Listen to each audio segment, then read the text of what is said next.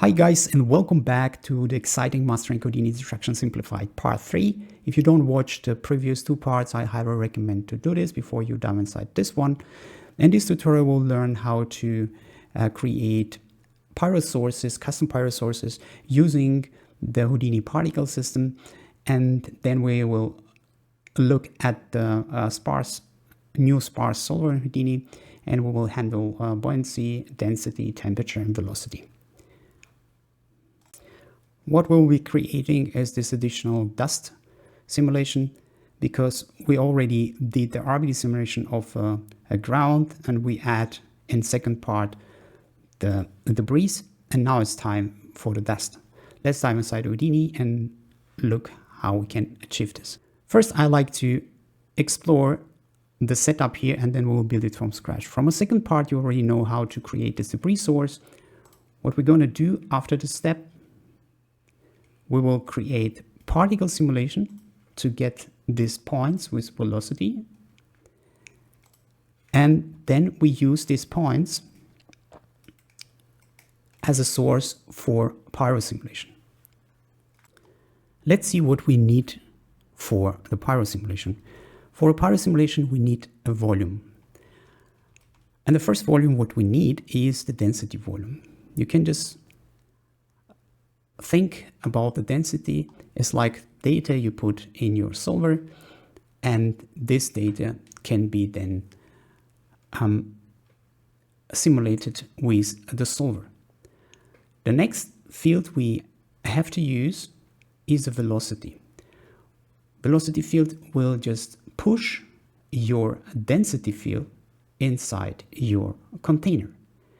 And the third thing what we need is the temperature. What the temperature normally is, as you look at the nature and you have some for example, some smoke, the smoke is always rising because the temperature of a smoke is, in normal case, is higher than the ambient temperature. That's why the smoke arises. And this whole concept is replicated in the solver. And we'll look at this as we build our Pyro setup. As you see here, what I did here, first, after I simulate these particles with velocity, I delete unnecessary attributes here. And what I did here, I created the density field, density attribute on the points. And as you see here, I have density here on the points, and this density is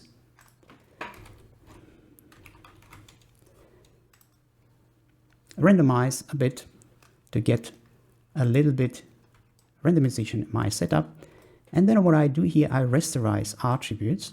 In this case, I rasterize density and velocity. Now we get the volumes. As you see here, we have instead attributes now, the volumes. And then we can use these volumes inside our Pyro setup. Now you would ask me, you was talking about the temperature, but you didn't create one. Because what I do here, I will just use already existing density field as a temperature field. Okay, let's see first how we can build this Pyro setup. For the Pyro setup, we need our Pyro solver, our smoke object. The smoke object is the object where you can define the resolution of your simulation, your container size. Inside the volume source, you can get your volumes. In this case, we already created this volume fields like a temperature or like a density or velocity. And if you look at this source, we're just getting this data inside this container. First, we get the density, and we're adding every frame the density inside our container. Then you see here what I did here. This setup needs also the temperature, but you can take the density as a source and put it inside a target field temperature. But I didn't do this in this case. I will show you why. And the last one here, the velocity field. This is very important to recognize. By default, what Houdini does outside the dot network, the velocity recognized as V, and inside the dot network as a vel. That's why we're just saying, okay, just take our V field and put it inside velocity field, and then Houdini can recognize the velocity inside the dot network. The operation set to pull by default is add, because I don't want to add the velocity every frame inside our setup. I like to just push my density with my velocity. You can try it both and look which result you prefer. And then we have to set up our collisions. We're using a static object here, but this is a little bit different because we need here not the normal collision for RBD. We're using here the volume collision. And I will show you how to set it up because, as you already know, our Pyro simulation is based on volumes. That's why we need a volume collision to be able to get our collision working inside this container. Okay, let's build it from scratch. Before we build this scene from scratch, I'd like to mention a very important thing is the grabbing data outside the dot network. In the case of RBD or particle simulation, you can just point to the data and get your data outside your dot network. For example, we have this particle simulation here, and outside, if you point to the object, in this case, the object is the pop object, and I'm saying everything with pop on front, I like to get here outside the dot network. And as you see here, we get this all particles and also the attributes that they have. In a case of the Pyro, you will not get them. You see here inside of your, let's simulate a couple frames.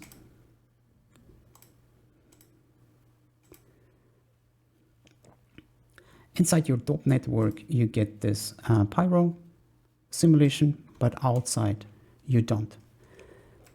You can put the data here, but you will be able to get only one specific field. For example, if you like to have a density, you can get the density, but if, for example, you like to have something for motion blur and you add V to it, it disappears because it's only be able to get only one data here.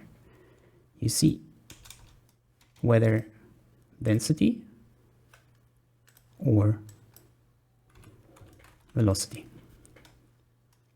You see, if you put both, it does not work.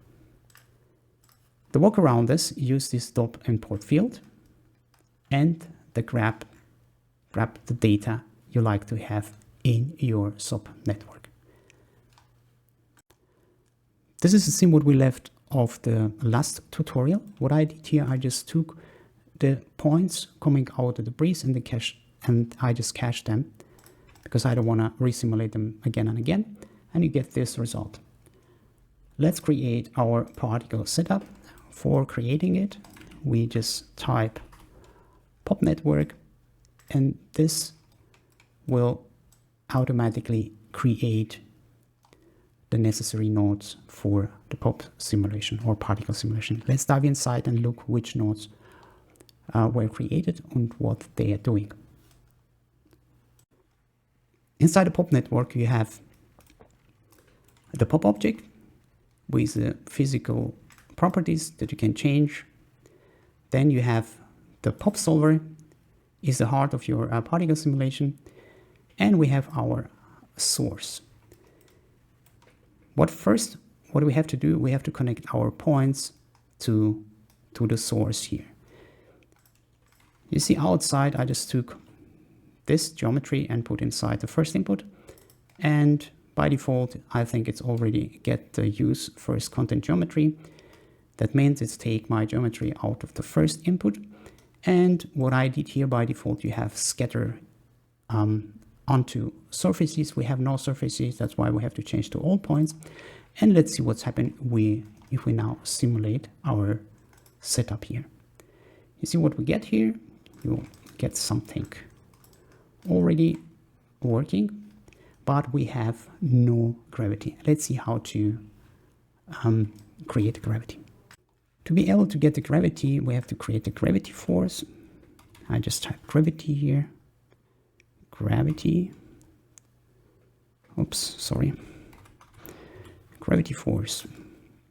And I just put it here and connect it after the pop solver. Let's see what we have. Now you see our particles are falling down. Now we need to create a collision geometry. Okay, let's create a collision. We will use here the volume collisions because, as I already mentioned, in the Pyro simulation, we will use the volume collisions. Volume collisions are very quick and also very precise. But the particles also working with volume collision. And let's just create the volume collision here, and then we just copy paste this volume collisions inside our Pyro simulation. Let's create first the static object and connect the static object as we already know how to create it or how to connect it. I just create merge node and another merge node will connect our collisions because we will have more than one collision. That's why I use this merge for merge all collisions, and this one to bring this collisions inside our network here. For volume collision, we need two things because, as already know, we use in RBD simulation this subpath here. The subpath we need also here to be able to see the geometry inside our viewport, and we will also need, if you set now to your volume collisions here and go to volume, you will need here your proxy volume. But as you already know, we have only the geometry, and for creating a proxy volume, it has to be a VDB. We have to create one. Let's create one first and see how we can connect inside this static object. Okay, as you see here, we already have this ground points that we already simulated, and we also have our proxy debris, and we move them with transform pieces. As I already mentioned, if you have some close-ups, you can use here not a proxy, you can use the high-res geometry, but for simplicity's sake, I use here the proxy geometry. And as you see here, we have our geometry, and now let's create VDBs out of this geometry. The simple way to create VDBs is use the collision source, or sorry, collision source. And you see this collision source, or let's put it here, gives you from a first input the geometry, and the second input, if you create another null here, I just take this one, hold the Alt,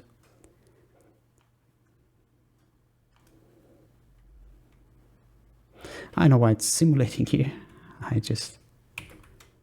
okay, just put VDB here, and you see on this side you have, you have this VDB representation of your object. I will highly recommend to cache this, because it will increase the time of your, or decrease the time of your simulation if you do this. And what you can also do, you can just change the resolution, because in our case it will be enough. But if you have some precise, or if you use your high-res geometry for collision, you have to specify under the volume the voxel size. If you decrease it, you get more resolution. You see now it's getting here more precision. I already cached it, and now I show you the difference between the velocities of your viewport here. With your cached geometry, you get about 15 frames per second, and without, you get about 2 frames per second. That's why I highly recommend to cache it. Let's see how we can bring this volume inside our collision.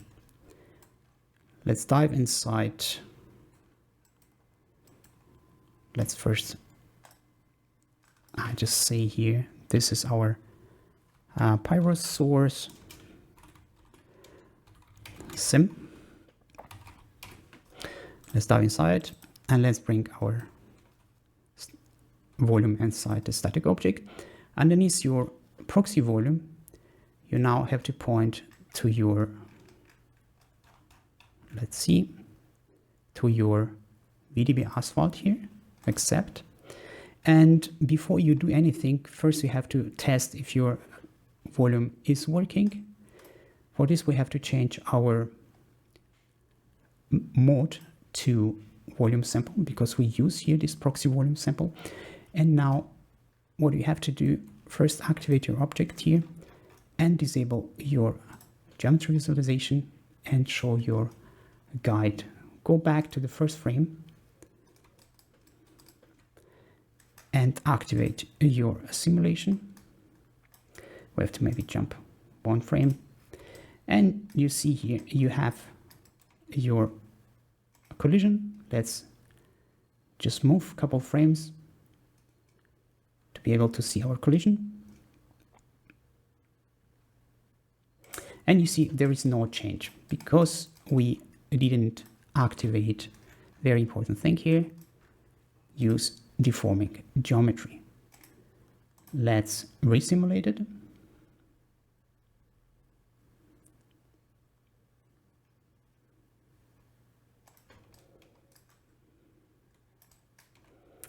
Let's wait a little bit.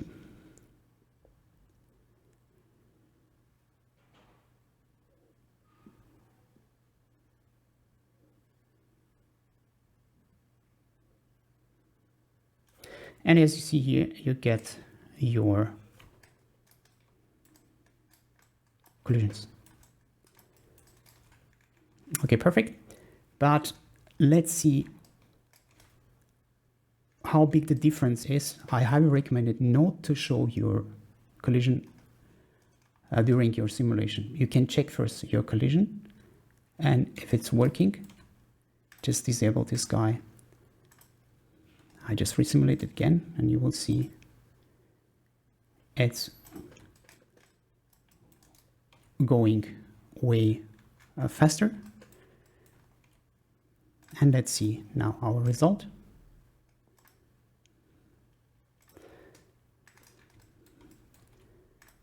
We don't see any geometry here. Display geometry is on. Because I forgot to put my stop path. Sorry about this. Let's go inside our subpath and get our collision. You see now we have this. We can check also the how quick is it without the volume here. You see it's simulating quicker. That's why I recommend to disable this visualization of your actual collision. Okay, now let's see our final result. Now you get your particles.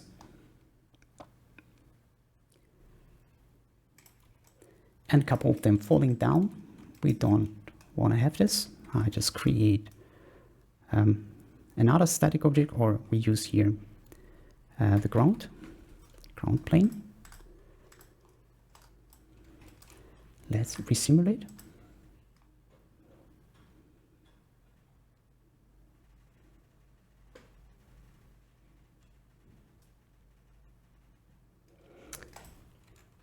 Okay, great. Now we have our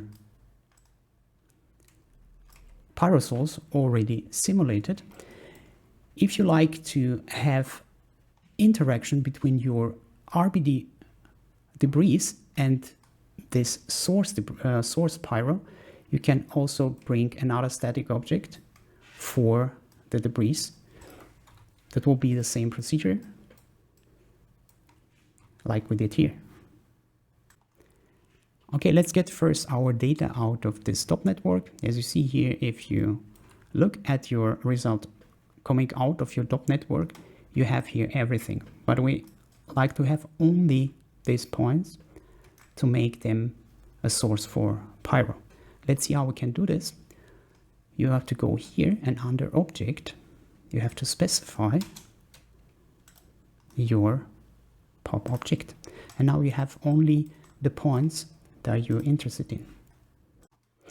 As you already know from my explanation, what we need to have for Pyro simulation is attributes like velocity and density and owner points, and then we have to make out of these points with the help of the attribute rasterize a node the volumes, and then we can use these volumes inside our Pyro simulation for simulating our dust. Inside of Houdini, you already have the Pyro source node that already will create everything for you. If you like to specify here the smoke, you will get the density, temperature. But as I promised you, I'll show you my way how to do this, and we will move on with our custom setup. Okay, first I will delete this guy here, and we will just delete unnecessary attributes here. I just use attribute rename, and I would say I don't want to keep anything but on a points. You see, I like to keep only the velocity. On the vertex, I don't want to keep anything. Primitives also, I don't want to keep anything. Details too. And you see now we have detail attribute.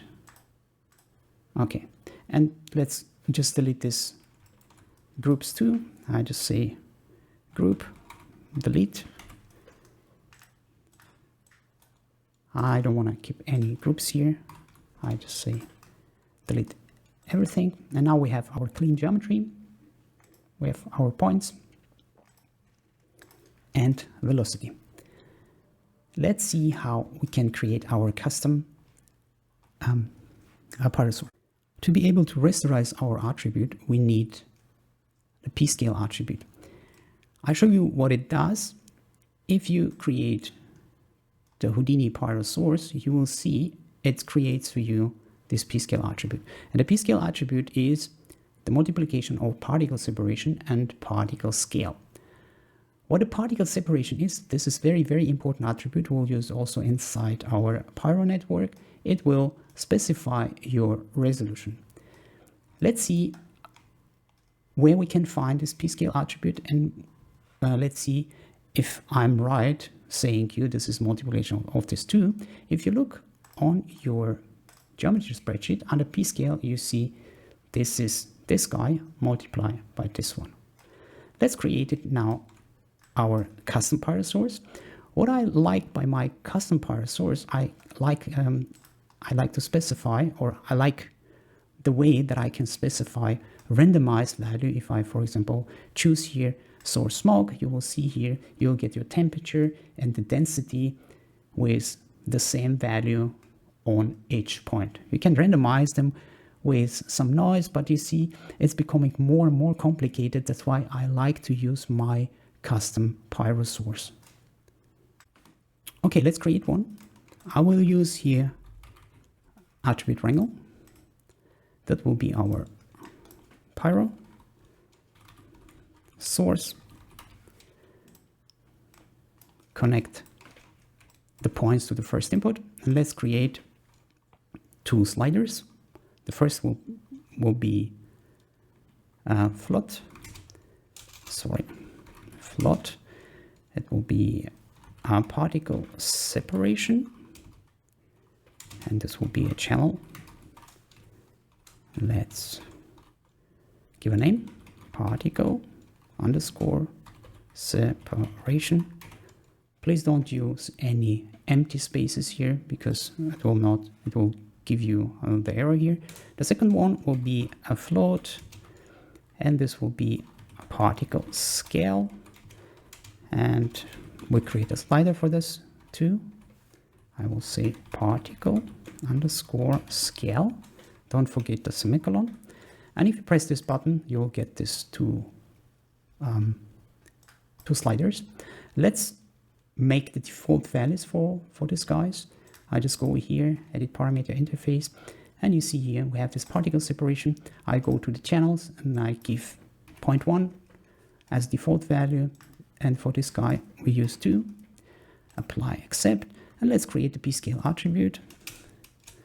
As you already know, p-scale is already recognized by Houdini as a global variable. I just say add p-scale, add p-scale. No, I just write it down, sorry. P-scale is equal our part separation multiplied by particle scale. Okay, semicolon. And now you see, if you look here, we have our p-scale, and if you look here, we have the p-scale, like the p-scale here on our Pyro source, or Houdini Pyro source. Let's see how to create the temperature, a density, because we will not create a temperature here. If for some reason you like to have it, you can create it like I will do for density here.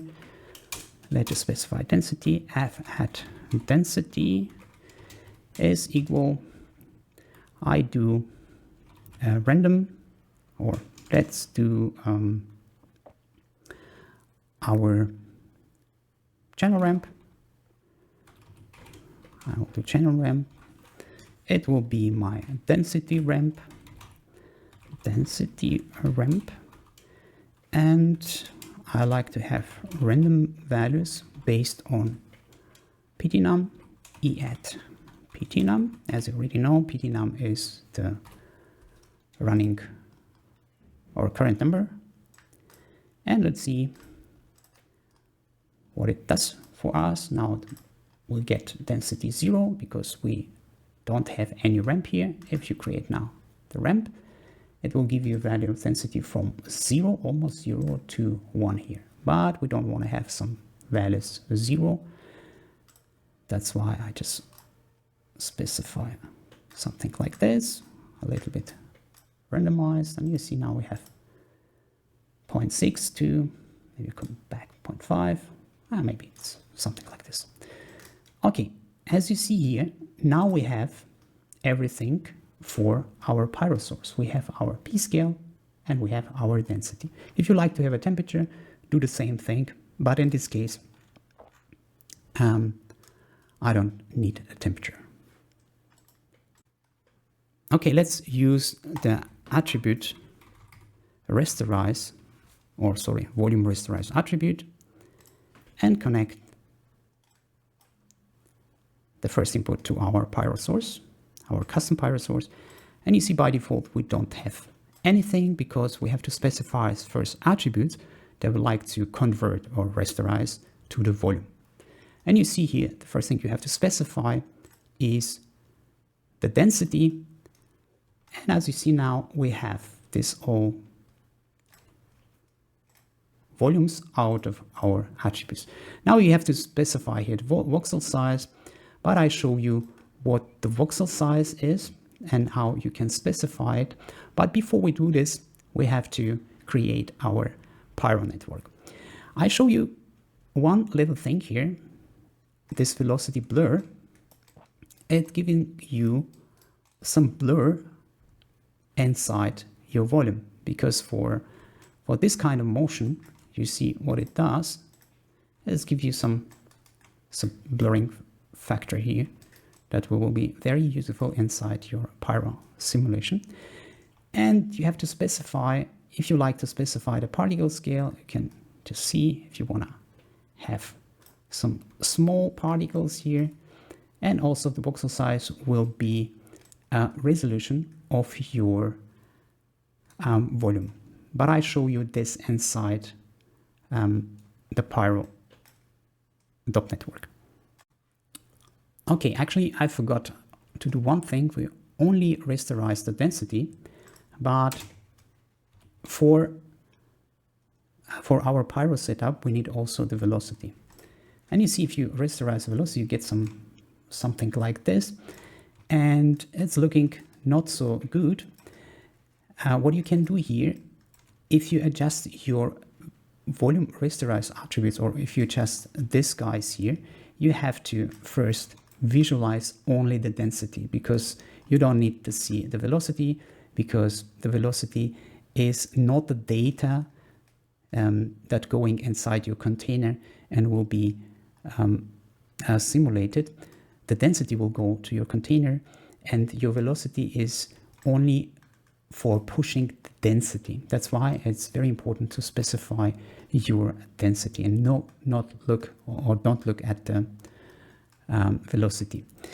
For this, I will use the volume visualize or volume visualization, and you can just specify. By default, it will visualize only density, and this is what we need. And now you can just look at your volume rasterize attribute and make the changes here. Okay, great. Let's create our Pyro setup. Okay, I just take this whole nodes and bring them a little bit to the right, and let's just take one of this null, press Alt, and we will say here is our source, will be dust, and let's create our Pyro network. I use here dot network. It will be our dust sim. Let's dive inside. As you already know, we need our smog object, and we use here the new smog object Sparse, because this one has different combustion model. Let's create the Pyro solver. Also we use the Sparse, and we need the smog source.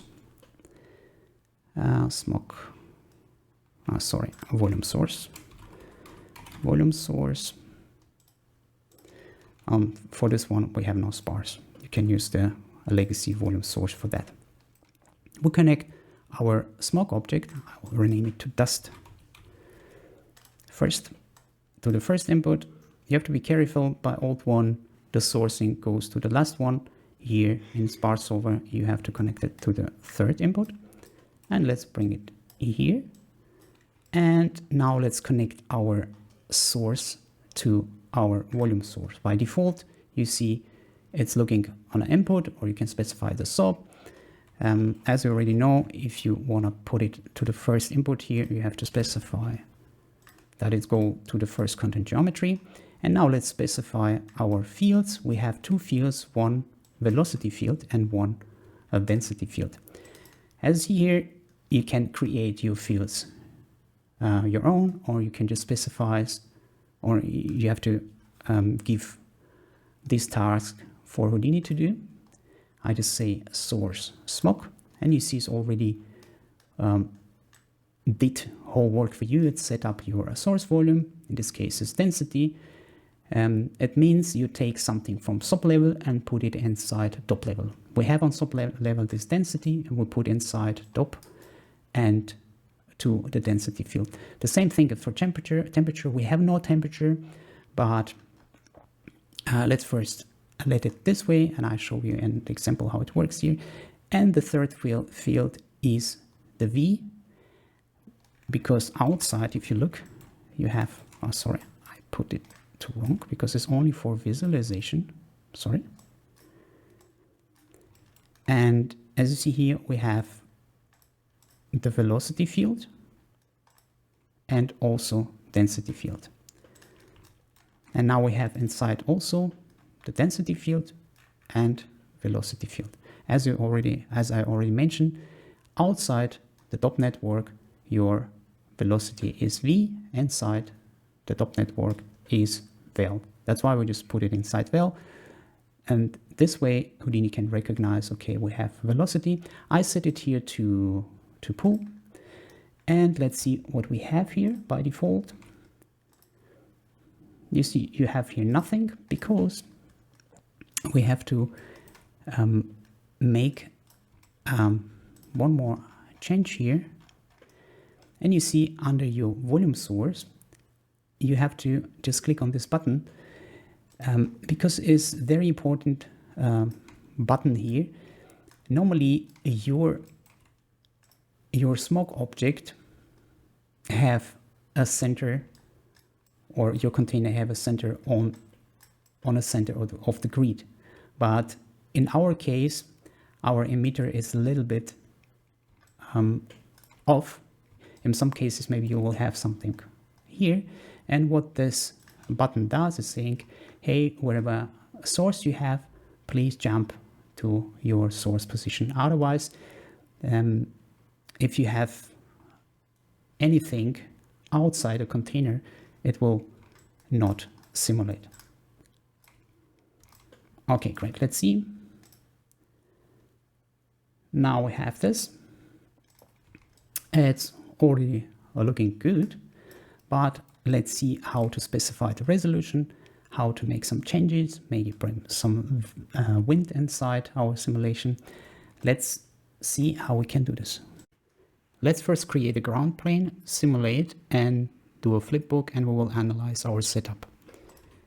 I just do a ground plane. As you already know, I create two merges, one for collisions and one for bringing the collision to our network here. And I will simulate and come back to you when it's done. Okay, let's see what we have here. Okay, you see it's already looking very good, but what I don't like here is that this kind of freezed motion of the smoke here. As you remember, we talk about the temperature, and temperature is responsible for that the smoke rising or just falling down. It depends on the ambient temperature.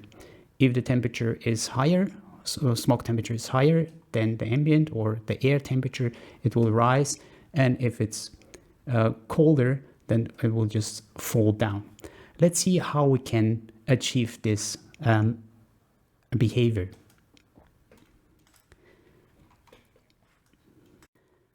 Okay, before we do anything, I like to show you a couple ways that you can just optimize your setup to be able to see your changes quicker than it is.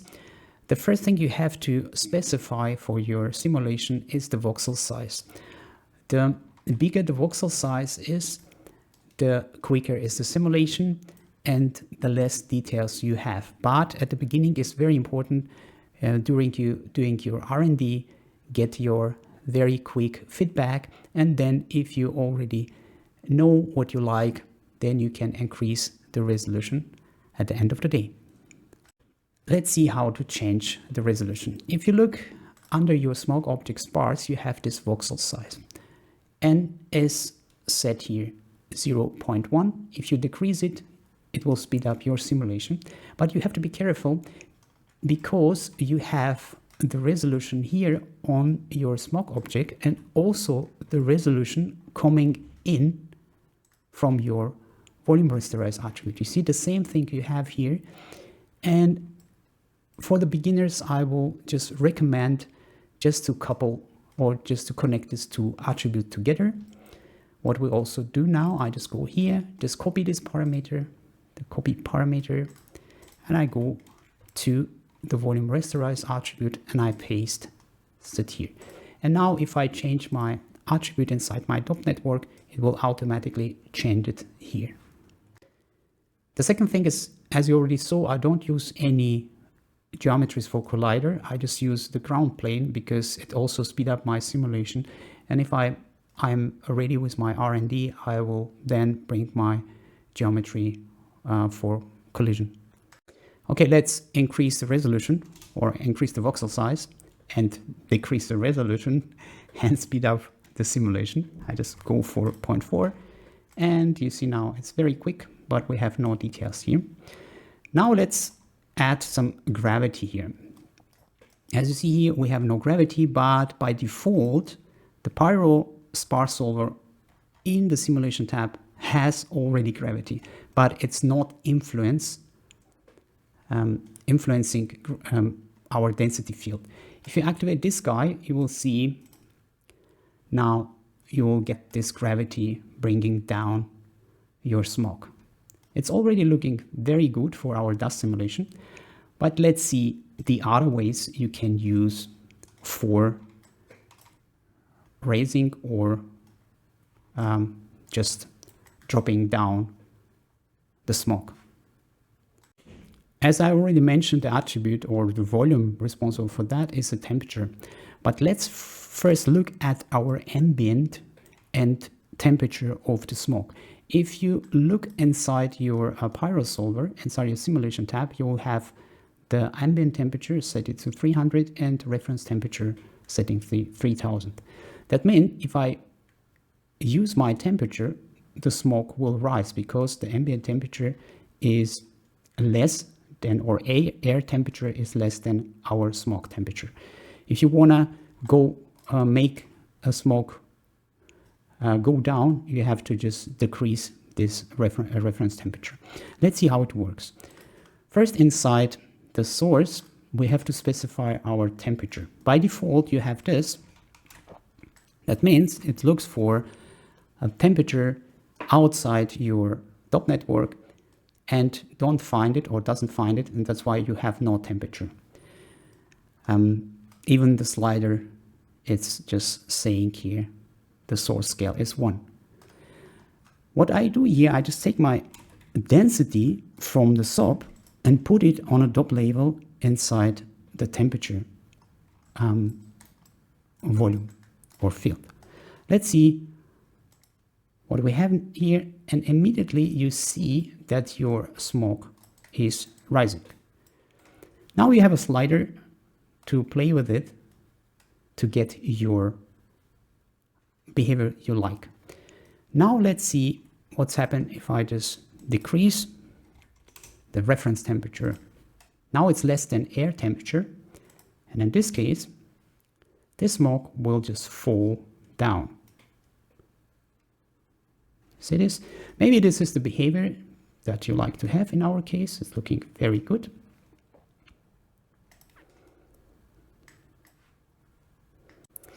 Let's see how we can add some wind to our setup. First thing that I like to do is just disable this temperature. I just put it to 0. Now we came back to our default situation. And now I will use the gas wind because we work with some kind of gas here, and we like to add it to advection. You can use also the forces here, but I like to advect this gas with the wind.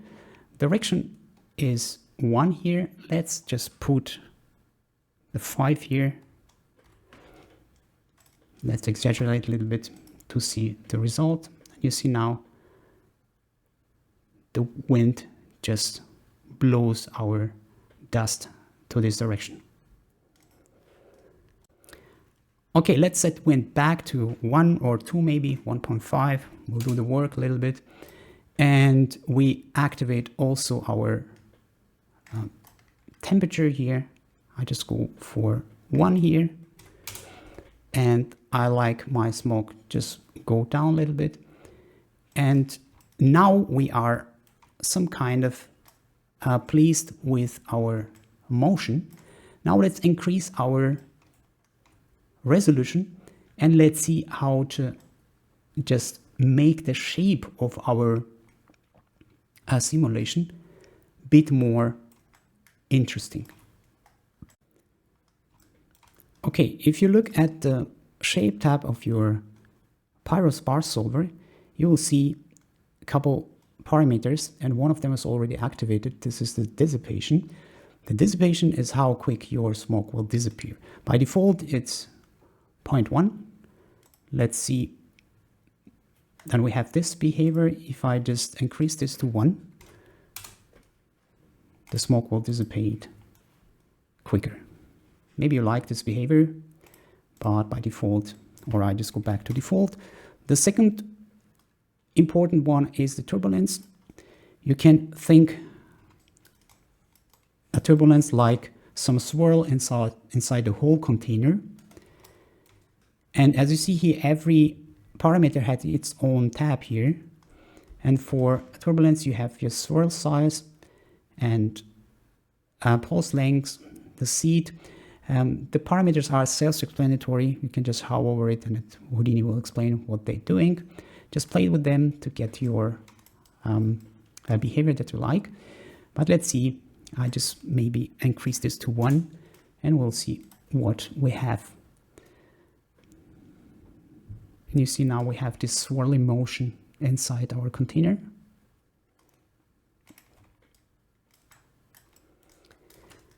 I just go back maybe to 0.1 again here. Another important attribute is disturbance. Let's see what this guy does. To be able to see the changes, we have to change a couple things in our setup. First thing I like to change is this reference temperature. I just set it back to 3000 because I like to make my smoke rise again. And if you look now on your setup, you will just see this mushroom surfaces here or volumes. Let's just disable the turbulence and you will see it better.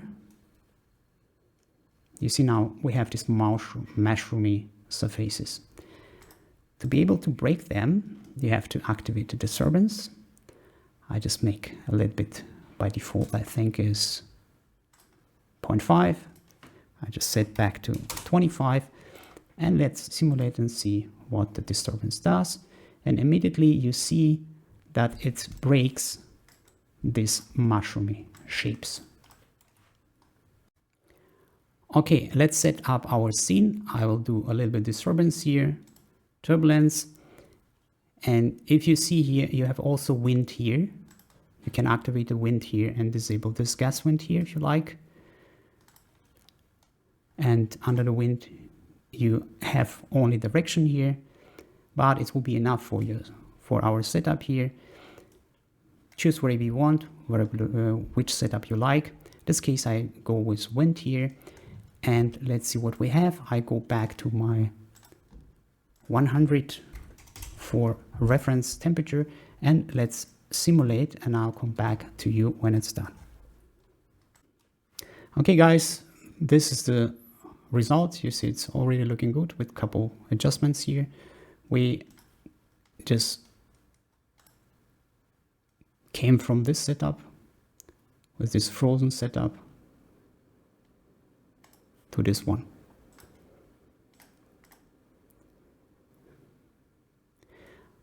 Okay, let's see how we can bring our collision inside our setup.